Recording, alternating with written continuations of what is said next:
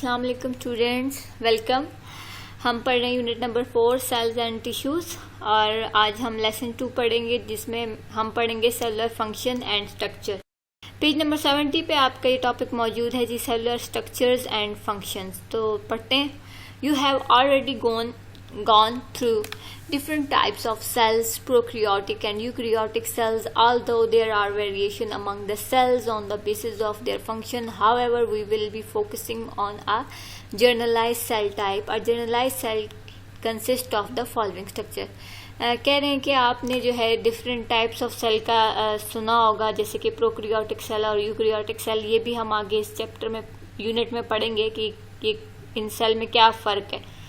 लेकिन ये होता है कि सेल जो है वो अपने फंक्शन की बेस पर उसका स्ट्रक्चर डिफरेंट होता है, ठीक है। तो हम ये देखेंगे यहाँ पर हम जो है जनरल स्ट्रक्चर पढ़ेंगे सेल का, कि नॉर्मली जो स्ट्रक्चर होता है जनरल सा वो सेल का कैसा होता है। तो यहाँ पे आपको आगे पेज नंबर 71 पे स्ट्रक्चर ओके आपकी बुक के पेज नंबर 71 पे जी स्ट्रक्चर दिया हुआ है प्लांट सेल और एनिमल सेल का। तो यहाँ पे देखिए, ये सबसे पहले पर प्लांट सेल है। सबसे पहले बिग डिफरेंस जो है between animal and plants is cell wall. Plant cell में सेल वॉल होती है, जबकि एनिमल सेल में सेल वॉल नहीं नज़र आएगी कहीं भी आपको। फिर उसके बाद सेल मेम्ब्रेन है। सेल मेम्ब्रेन दोनों में मौजूद है जी, प्लांट सेल में भी और एनिमल सेल में भी। गोल्जी वेसल्स हैं, ये न्यूक्लियस है यहाँ पे एक और डिफरेंस ये है कि ये वैक्यूल जो बड़ा सा मौजूद है, वैक्यूल प्लांट सेल में बड़ा मौजूद होता है, जबकि एनिमल सेल में स्मॉल वैक्यूल्स होते हैं, बड़े वैक्यूल्स नहीं होते। अच्छा जी, गोल्जी वेसल्स देखें तो यहाँ भी मौजूद हैं, दोनों में मौजूद है। स्मूथ एंडोप्लाज्मिक रेटिकुलम न्यूक्लियस यहाँ भी मौजूद है, वहाँ भी।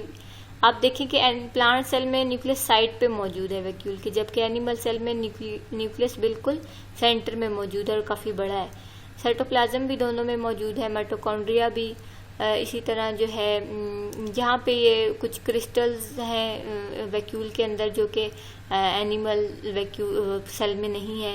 इसी तरह बाकी जो है स्टार्च ग्रेन वगैरह प्रेजेंट है प्लांट में, जबकि यहाँ पे कोई स्टार्च ग्रेन या एमाइलोप्लास्ट मौजूद नहीं है।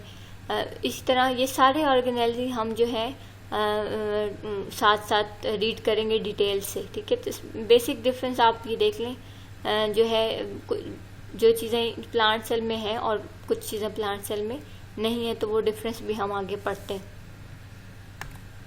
एक डायग्राम भी मैंने आप लोगों के लिए डाउनलोड की है, इसमें भी बेसिक ऑर्गेनेली दिखाए हुए हैं, तो इनको हम इंडिविजुअली एक एक करके पढ़ते हैं। वैसे आप स्ट्रक्चर देख लें, स्ट्रक्चर से ही आपको फ़र्क एनिमल और प्लांट सेल में नज़र आएगा। ओके जी, सबसे पहला हमारा जो मेन जो है topic that is cell wall. और सेल वॉल जो है वो सिर्फ प्लांट सेल में मौजूद है, एनिमल सेल में सेल वॉल नहीं होती, ठीक है। तो cell wall is present in all bacteria, plants, fungi and some protist. It is located outside the plasma membrane. It provides shape, strength, protection and support to the inner living matter protoplasm of the cell. Thickness of the cell wall varies from cell to cell. The outer layer of the plant cell wall is known as primary wall. It is made up of cellulose. Some plant cells also have secondary wall on the inner side of the primary wall. It contains cellulose, lignin and other chemicals. The cell wall of prokaryotes is composed of peptidoglycan murein. It is single large molecule made of amino acids and sugar. The cell wall of fungi is made of chitin. The cell wall of protists are made up of variety of chemicals. Okay जी, ये cell wall के बारे में बताया हुआ है। Cell wall bacteria में होती है, प्लांट्स में होती है, फंगाई में होती है, प्रोटेस्टा के भी जो किंगडम है उसमें आपके पास सेल वॉल मौजूद है। ये जो है प्लाज्मा मेम्ब्रेन के ऊपर होती है, प्लाज्मा मेम्ब्रेन या सेल मेम्ब्रेन कहते हैं, इसके ऊपर मौजूद होती है सिर्फ इन क्लासेस में, ठीक है। और ये शेप फराहम करती है, सेल को सपोर्ट कर देती है, प्रोटेक्शन करती है इनर मटेरियल की। उसके अलावा इसकी जो थिकनेस है जी, कितनी ये मोटी है, तो ये डिपेंड करता है कि सेल कौन सा है, ठीक है, कौन से एरिया का सेल है। और बात ये लिखी हुई है जी कि सबसे आउटर जो लेयर होती है सेल वॉल की, उसको आप प्राइमरी कहते हैं, और जो है वो सेलुलोज से बनी होती है।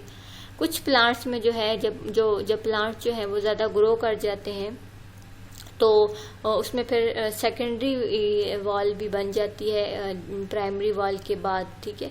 और फिर उसके बाद जो है वो उसमें सेलुलोज होता है, लैग्निन होता है और कुछ और केमिकल्स होते हैं। इसके अलावा जो है सेल वॉल जो प्रोकैरियोट्स की होती है जी, सिंपल जो ऑर्गेनिजम्स हैं वो उनकी पेप्टाइडोग्लाइकेन से बनी होती है सेल वॉल। अमाइनो एसिड्स और शुगर के मॉलिक्यूल उसमें मौजूद होते हैं, ठीक है। कार्बोहाइड्रेट के और प्रोटीन के कुछ मॉलिक्यूल मौजूद होते हैं, उनसे बनती है ये प्रोकैरियोट्स की सेल वॉल। और जो फंगाई की सेल वॉल है जी, ये काइटिन से बनती है, ये फाइब्रियस स्ट्रक्चर है। और जो सेल वॉल है प्रोटिस्टा की, वो कुछ मुख्तलिफ केमिकल्स से मिलकर बनती है। तो ये सेल वॉल का आपका टॉपिक था पेज नंबर 72 पे। उसके बाद जी सेल मेम्ब्रेन है। तो मेम्ब्रेन जो है वो इसको प्लाज्मा मेम्ब्रेन भी बोलते हैं, सेल मेम्ब्रेन भी बोलते हैं। और ये जो है in all cells and is the outermost layer of protoplasm, it is the outermost layer of the animal cell in the cells of bacteria, plants, fungi and some protista cell membrane lies beneath the cell wall, ठीक है। Cell membrane separate the cell content from their external environment. It is a selectively permeable membrane, so it controls exchange of material between cell and environment. It also enables the cell to form separate compartments within the cell in which specialized metabolic process such as photosynthesis and aerobic respiration can take place. Membranes also act as receptor site for recognizing hormones, neurotransmitters and other chemicals. Okay जी, यहाँ पे ये बात लिखी हुई है कि cell membrane जो है वो दोनों सेल्स में मौजूद है, प्लांट सेल में भी और एनिमल सेल में भी, और हर ऑर्गेनिज्म में। फ़र्क ये है कि प्लांट सेल में जो है ये सेकंड नंबर पे है, आउटर मोस्ट नहीं है, क्योंकि प्लांट सेल में आउटर मोस्ट जो है वो सेल वॉल है, या जैसे फंगाई या प्रोटिस्टा बैक्टीरिया में सेल वॉल होती है तो पहले वो आएगी। लेकिन एनिमल में सबसे आउटर मोस्ट जो वॉल है वो सेल मेम्ब्रेन की है। उसके अलावा जो है जी सेल जो मेम्ब्रेन है, इसका काम ये है कि ये बाहर की इन्वायरमेंट से जो अंदर का सेल का कंटेंट होता है, अंदर जो मटेरियल है सेल का, उसको सेपरेट रखती है। उसके अलावा ये सिलेक्टिवली परमिएबल है, मतलब कि हर चीज़ को अंदर नहीं जाने देती सेल के। ये कुछ जो चीज़ें ज़रूरत हैं वो अंदर सेल के जा सकती हैं गुजर के इस मेम्ब्रेन से, जो चीज़ें गैर ज़रूरी हैं वो अंदर नहीं गुजर सकती इस मेम्ब्रेन से, तो इसलिए इसको सिलेक्टिवली परमिएबल कहा गया। उसके अलावा जी सेल और एनवायरनमेंट के दरमियान मटेरियल के एक्सचेंज को कंट्रोल करती है कि क्या चीज़ सेल में अंदर जानी है और सेल से क्या चीज़ बाहर आनी है। उसके अलावा जो है ये इसके सेल के अंदर भी जो है वो ऑर्गेनेली के ऊपर सेल मेम्ब्रेन होती है, तो वो जो है कंपार्टमेंट की सूरत में अलग अलग जो है वो अपना फंक्शन करते हैं एक सेल के अंदर, ठीक है। और जो है जैसे कि फोटोसिंथेसिस हो गया या रेस्पिरेशन या एरोबिक रेस्पिरेशन का प्रोसेस, ठीक है। और साथ में ये जो है कुछ जो है रिसेप्टर साइट का मतलब कुछ चीज़ों को भी जो है ये एक्सेप्ट करती, तो ये जो है रिसेप्टर है जी, ये एक्सेप्ट करती है। इस पे ऐसी साइड्स ये ऐसी एक जगह है जहाँ पे ये जो है हार्मोन्स को जो रिकॉग्नाइज करती कि किस किस्म के और कौन से हार्मोन है। और साथ में ये न्यूरोट्रांसमीटर मतलब कि मैसेज जो है उनको कन्वे करती है, आगे लेके जाती है, सेल के अंदर लेके जाती है, यहाँ से मैसेज वगैरह भी गुजर सकते हैं। यहाँ सबसे पहले ज़ाहिर बात है सेल मेम्ब्रेन है तो सेल मेम्ब्रेन ही इन चीज़ों को रिसीव करेगी, ठीक है। तो फिर वो मैसेजेस कोई भी इन्वायरमेंट के चेंज के, कोई भी सेल के फंक्शन के लिए कोई मैसेज है तो वो भी सबसे पहले मेम्ब्रेन को मिलता है, और साथ में मुख्तलिफ केमिकल्स को भी ये जो है वो एक्सेप्ट करती है या सबसे पहले रिसीव करती है। उसकी जी साइंटिफिक जो आपके पास इंफॉर्मेशन है वो जी, in eukaryotic cell many organelles, mitochondria, chloroplast, Golgi apparatus, endoplasmic reticulum and are also bounded by cell membrane. जो हायर लेवल यूकैरियोटिक सेल है उसमें ये सब चीज़ें जो ऑर्गेनेली अंदर सेल के अंदर के ऑर्गेनेली भी उसके उनके बाहर भी सेल मेम्ब्रेन मौजूद होती है। ओके जी, ये आपके पास 73 पेज पे ही फ्लूइड मोज़ैक मॉडल दिखाया गया है। Different models have been presented to understand the structure of cell membrane Singer and Nicholson propose fluid mosaic model, which is the most acceptable model. According to this model, cell membrane consists of a lipid bilayer in which protein molecules float about while some stay embedded in the bilayer. Carbohydrate molecules are joined with protein in the form of glycoprotein or with lipids in the form of glycolipids. जी ये different molecules हैं जो कि different model हैं जो कि दो साइंसदान हैं जिनका नाम है जी सिंगर और निकोलसन। उन्होंने एक मॉडल पेश किया था सेल मेम्ब्रेन के लिए जिसको उन्होंने फ्लूइड मोज़ेक मॉडल का नाम दिया था। इस मॉडल के मुताबिक ये एक बायलेयर है, लिपिड बायलेयर होती है जैसे सैंडविच की तरह की, और उसके दरमियान में जो है प्रोटीन और जो है वो तैर रहे हैं, ठीक है। उस लिपिड की एक डबल लेयर है और उसके दरमियान में जो है वो प्रोटीन जो है वो तैर रहे हैं, या तो अंदर धंसे हुए होंगे या उसके ऊपर होंगे, ठीक है। कुछ ऊपर होंगे, कुछ अंदर धंसे हुए होंगे, और जो है साथ में जो है प्रोटीन्स के साथ कार्बोहाइड्रेट के मॉलिक्यूल भी मौजूद होंगे जिसको हम ग्लाइकोप्रोटीन कहेंगे।